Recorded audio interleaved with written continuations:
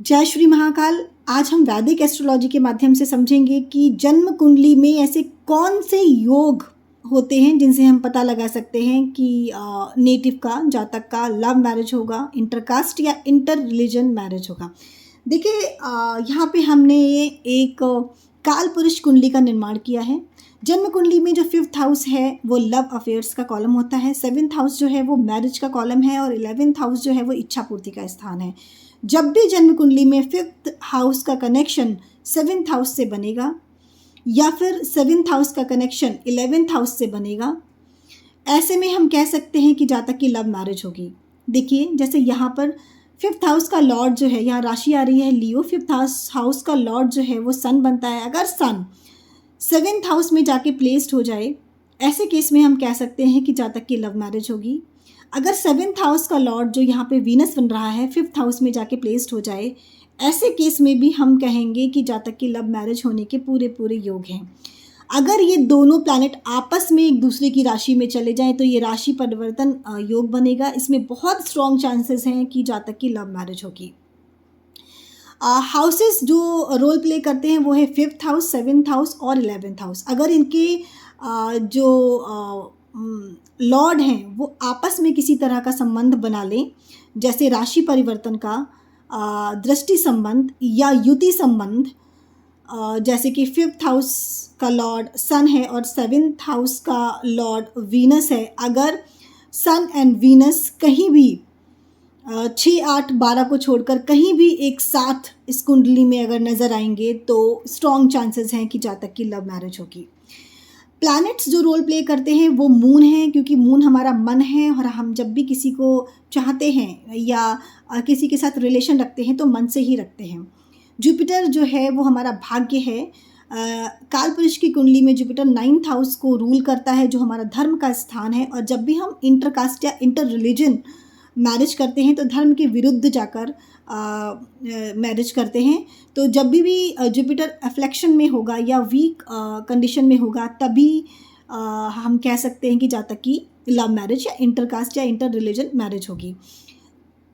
Saturn जो है वो जन्म कुंडली में अगर 5th हाउस या 7th हाउस से कनेक्शन बनाता है तो हम कह सकते हैं कि इंटरकास्ट मैरिज होगी, क्योंकि सैटर्न जो है वो इंटरकास्ट को दिखाता है। राहु जो है वो इंटर रिलीजन मैरिज को दर्शाता है, क्योंकि जब भी हम अपने धर्म के विरुद्ध कोई काम करते हैं, धर्म से हट के कोई काम करते हैं, किसी नए कल्चर या किसी डिफरेंट कल्चर में जाके शादी करते हैं, और डिफरेंट कल्चर को एस्ट्रोलॉजी जो है वो में राहु दर्शाता है, तो राहु यहाँ पर मेजर रोल प्ले करता है। जब भी जन्म कुंडली में कहीं भी वीनस, मार्स और मून का कॉम्बिनेशन युति बनती है कहीं भी, तब भी बहुत स्ट्रॉन्ग चांसेस हैं कि आपकी लव मैरिज हो या जातक की लव मैरिज हो, क्योंकि मून यहाँ मन है, मार्स यहाँ इनर स्ट्रेंथ है और वीनस यहाँ रिलेशनशिप है। बहुत ज़्यादा चांसेस होते हैं कि लव मैरिज हो जातक की। तो ये जो कॉम्बिनेशंस हैं जो मैंने यहाँ बताए हैं, ये लव मैरिज में देखे जाते हैं। और मेजर जो रोल प्ले करते हैं प्लैनेट मून, जुपिटर, राहु और सैटर्न है। और जो हाउसेस सबसे ज़्यादा रोल प्ले करते हैं उसमें 5th, 7th और 11th हाउस है।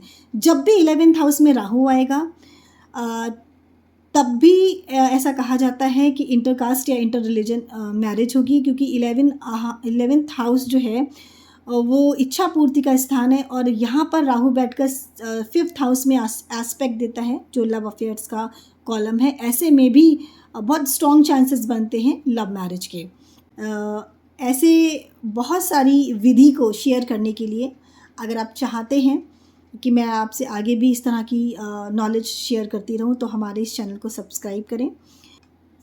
एग्जाम्पल के लिए, जैसे ये जो काल पुरुष की कुंडली हमने यहाँ पे निर्माण किया है, जैसे यहाँ पे राशि आ रही है लिब्रा का लॉर्ड होता है वीनस। 5th हाउस में जो राशि आ रही है वो है लियो, इसका लॉर्ड होता है सन। अगर सन 7th हाउस में आ जाए और वीनस 5th हाउस में आ जाए तो ये राशि परिवर्तन योग होगा। ऐसे केस में भी हम कह सकते हैं बहुत स्ट्रॉन्ग चांसेस हैं कि नेटिव जो है वो लव मैरिज करेगा।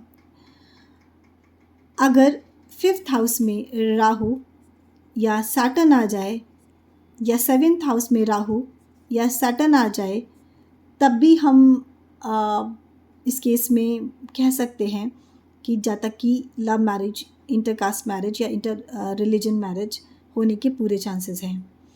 पूरे चार्ट में कहीं भी सन और वीनस युति में आ जाएं तब भी हम कह सकते हैं कि नेटिव की लव मैरिज होगी। मुझे उम्मीद है आज का जो ये टॉपिक है आपको क्लियर हो गया होगा। इस तरीके की और भी नॉलेज मैं आपके साथ शेयर करूं, क्योंकि ये सिर्फ वैदिक के सूत्र हैं। इसके अलावा नाड़ी ज्योतिष, केपी एस्ट्रोलॉजी के ऐसे बहुत से सूत्र हैं जिनसे हम पता लगा सकते हैं। जेमिनी एस्ट्रोलॉजी के बहुत से सूत्र हैं जिससे हम पता लगा सकते हैं कि नेटिव की लव मैरिज होगी, इंटरकास्ट या इंटर रिलीजन मैरिज होगी। मुझे उम्मीद है आप लोगों को क्लियर हुआ होगा। और इसी के साथ मैं आज के इस टॉपिक को यहीं पे ख़त्म करती हूँ। जय श्री महाकाल।